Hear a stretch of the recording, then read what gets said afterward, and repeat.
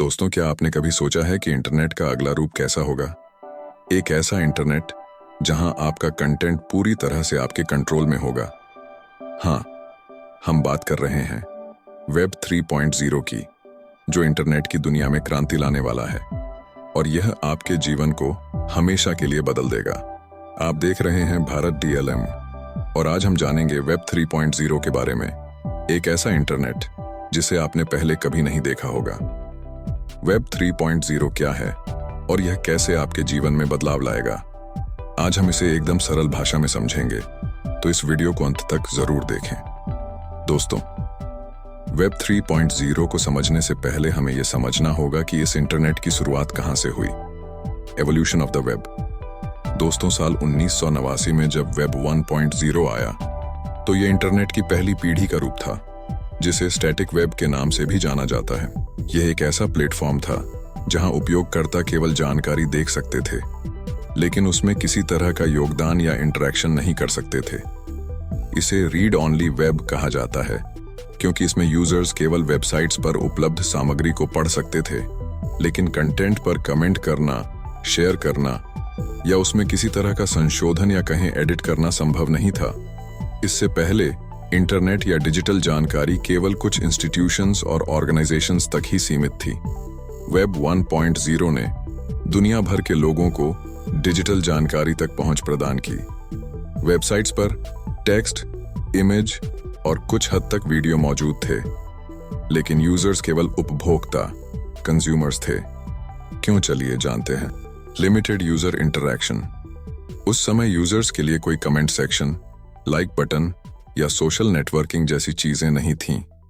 Websites सिर्फ कंपनियों और संस्थानों द्वारा बनाई जाती थीं और लोग केवल उनसे जानकारी प्राप्त कर सकते थे। वेब 1.0 ने इंटरनेट को एक नई दिशा दी, जिससे लोगों को पहली बार डिजिटल जानकारी तक आसान पहुंच मिली। हालांकि यह अभी भी एक तरफा संचार, वन वे कम्युनिकेशन माध्यम था, पर कुछ भी हो, हमें किताबों और अखबारों के बाद जानकारी लेने का दूसरा माध्यम तो इंटरनेट ही बना। 15 साल बाद, यानी साल 2004 में वेब 2.0 ने इंटरनेट की दुनिया में क्रांति ला दी। अब आप न सिर्फ जानकारी पढ़ सकते थे, बल्कि देख सकते थे, सुन सकते थे और यहां तक कि सोशल मीडिया पर पोस्ट भी कर सकते थे। वेब 2.0 को इंटरनेट की दूसरी पीढ़ी कहा जाता है, जिसे इंटरैक्टिव वेब या सोशल वेब के रूप में भी जाना जाता है। यह इंटरनेट का एक उन्नत रूप है जो 2004 के बाद उभरा और इसका मुख्य उद्देश्य उपयोगकर्ताओं के बीच इंटरैक्टिविटी और सहयोग को बढ़ावा देना था। वेब 2.0 ने इंटरनेट की पूरी प्रकृति को बदल दिया और इसे केवल रीड ऑनली से रीड और राइट में परिवर्तित कर दिया। यहाँ पर रीड और राइट का मतलब है कि अब हम जानकारी को रीड मतलब पढ़ सकते हैं और राइट मतलब लिख भी सकते हैं। वेब 2.0 के बदलाव। User generated content. वेब 2.0 के आने के साथ ही उपयोगकर्ता सिर्फ इंटरनेट से जानकारी प्राप्त करने तक सीमित नहीं रहे, बल्कि वे इंटरनेट पर खुद कंटेंट भी बनाने लगे। ब्लॉगिंग प्लेटफॉर्म्स जैसे वर्डप्रेस, ब्लॉगर और social media platforms, social media का उदय, rise of social media. Web 2.0 ने सोशल मीडिया प्लेटफॉर्म्स का निर्माण किया। फेसबुक, ट्विटर, इंस्टाग्राम, यूट्यूब जैसे प्लेटफॉर्म्स ने उपयोगकर्ताओं को आपस में कनेक्ट होने, कंटेंट शेयर करने और संवाद करने की सुविधा दी।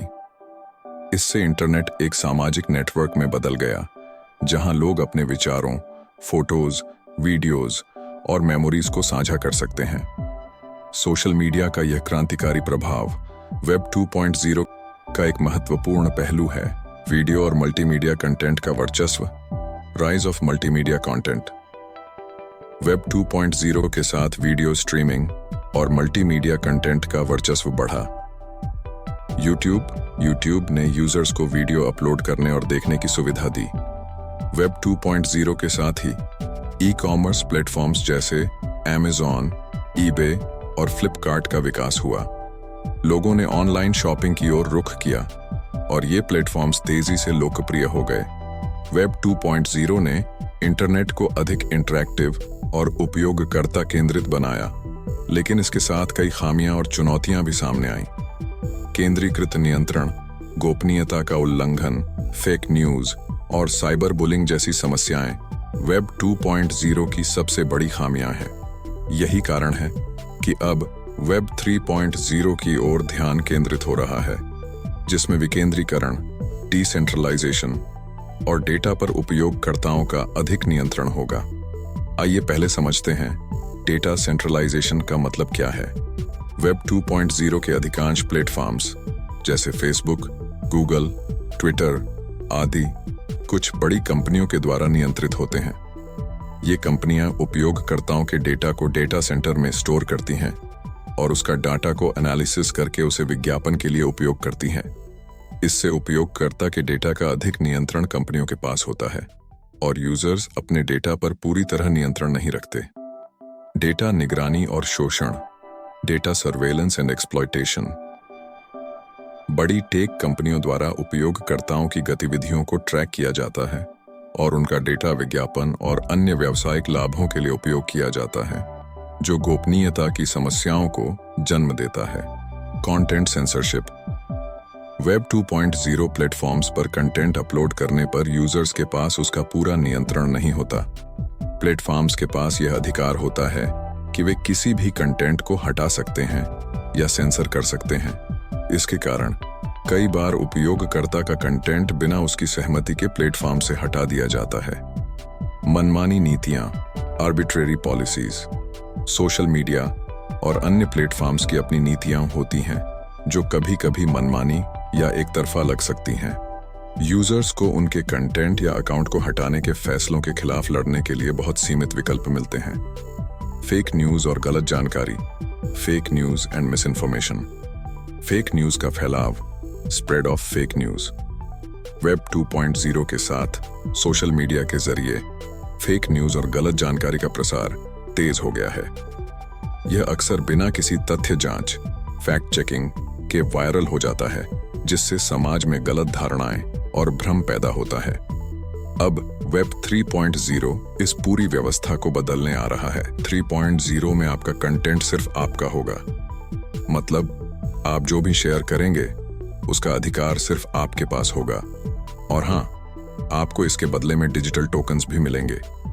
इससे भी बड़ी बात, वेब 3.0 ब्लॉकचेन टेक्नोलॉजी पर आधारित होगा, जहां आपका डेटा पूरी तरह से डिसेंट्रलाइज्ड रहेगा। यानी न फेसबुक और न ही गूगल आपका कंटेंट डिलीट कर पाएंगे। सोचिए कैसा होगा वह दिन जब आप इंटरनेट के मालिक खुद होंगे। आपके कंटेंट का पूरा कंट्रोल आपके पास होगा। वेब 3.0 के आने के बाद न सिर्फ आप इंटरनेट का उपयोग करेंगे, बल्कि आप उसमें हिस्सेदार भी होंगे। वेब 3.0 का मकसद एकाधिकार खत्म करना और इंटरनेट को आपके हाथों में देना है। How it will work. Web 3.0 blockchain technology पर आधारित होगा, जहां हर जानकारी सुरक्षित होगी और किसी कंपनी के सर्वर पर नहीं, बल्कि आपके डिवाइस में सेव होगी। यानी आपका डेटा, आपकी ताकत। आइए पहले समझते हैं ब्लॉकचेन तकनीक क्या है। ब्लॉकचेन एक विकेंद्रीकृत तकनीक है जिसमें डेटा ब्लॉक्स में सुरक्षित और पारदर्शी तरीके से स्टोर किया जाता है। इसमें डेटा कई नोड्स पर वितरित रहता है, जिससे किसी एक व्यक्ति या कंपनी का नियंत्रण नहीं होता। डेटा को एक बार दर्ज करने के बाद बदलना या हटाना लगभग असंभव होता है, क्योंकि इसके लिए पूरे नेटवर्क की सहमति चाहिए। क्रिप्टोग्राफी का इस्तेमाल डेटा को सुरक्षित बनाता है। ब्लॉकचेन का उपयोग बिटकॉइन जैसी क्रिप्टोकरेंसी में शुरू हुआ और अब इसे वित्त, स्वास्थ्य, आपूर्ति श्रृंखला और वोटिंग जैसे क्षेत्रों में भी अपनाया जा रहा है। वेब 3.0 के कब तक पूरी तरह से आने की संभावना है, या अभी वेब 3.0 कहां यूज किया जा रहा है? वेब 3.0 अभी पूरी तरह से विकसित नहीं हुआ है, लेकिन इसके कई पहलू धीरे धीरे अलग अलग क्षेत्रों में इस्तेमाल हो रहे हैं। इसका विकास और विस्तार लगातार जारी है और कुछ विशेषज्ञों का मानना है कि आने वाले 5 सालों में यह बड़े पैमाने पर अपनाया जा सकता है। अभी वेब 3.0 का उपयोग कहां हो रहा है? क्रिप्टोकरेंसी और ब्लॉकचेन प्लेटफॉर्म्स। वेब 3.0 का सबसे बड़ा और स्पष्ट उदाहरण ब्लॉकचेन आधारित प्लेटफॉर्म्स और क्रिप्टोकरेंसी हैं। इथीरियम, पोल्काडॉट और सोलाना जैसे प्लेटफॉर्म्स। वेब 3.0 तकनीक का उपयोग कर रहे हैं, जहां डेटा विकेंद्रीकृत, डिसेंट्रलाइज्ड होता है और उपयोगकर्ता के पास अपने डेटा पर पूरा नियंत्रण होता है। डिसेंट्रलाइज्ड फाइनेंस, डीफाई प्लेटफॉर्म्स जैसे कि एआवे, यूनिस्वैप और कंपाउंड उपयोगकर्ताओं को बिना किसी मध्यस्थ, बैंक या संस्था के वित्तीय लेन देन करने की सुविधा देते हैं। यह वेब 3.0 का एक महत्वपूर्ण पहलू है। NFTs, non fungible tokens. NFTs भी वेब 3.0 का एक महत्वपूर्ण हिस्सा है, जो डिजिटल संपत्तियों को अद्वितीय और स्वामित्व आधारित बनाते हैं। यह आर्ट, म्यूजिक, गेमिंग और अन्य डिजिटल कंटेंट के क्षेत्रों में लोकप्रिय हो रहा है। Decentralised social media. वेब 3.0 आधारित कुछ सोशल मीडिया प्लेटफॉर्म्स जैसे स्टीमिट और मास्टरडॉन उपयोगकर्ताओं को उनके कंटेंट पर स्वामित्व का अधिकार देते हैं, जो वेब 3.0 की केंद्रीयकृत सोशल मीडिया प्लेटफॉर्मों से अलग है। वेब 3.0 के पूरी तरह आने की संभावना। वेब 3.0 को पूरी तरह से अपनाने में अभी समय लगेगा, क्योंकि इसका विकास ब्लॉकचेन इंफ्रास्ट्रक्चर की स्केलेबिलिटी और कानून से जुड़े मुद्दों पर निर्भर है। लेकिन जिस गति से इस पर काम हो रहा है, उसे देखते हुए 2030 तक इसके व्यापक रूप से उपयोग में आने की उम्मीद की जा सकती है। तो दोस्तों, वेब 3.0 इंटरनेट का भविष्य है और हम इस क्रांति के बिल्कुल नजदीक हैं। अगर आपको यह जानकारी पसंद आई हो और आप इस तरह की और वीडियो देखना चाहते हैं, तो हमारे चैनल को सब्सक्राइब करें। हमें कमेंट में बताइए आप इस बारे में क्या सोचते हैं। दोस्तों को शेयर करना न भूलें और इस वीडियो को लाइक करना न भूलें। जल्द ही मिलेंगे एक और शानदार वीडियो के साथ। वेब 3.0 तो बस शुरुआत है। आने वाले समय में और भी बहुत कुछ बदलने वाला है। क्या आप तैयार हैं?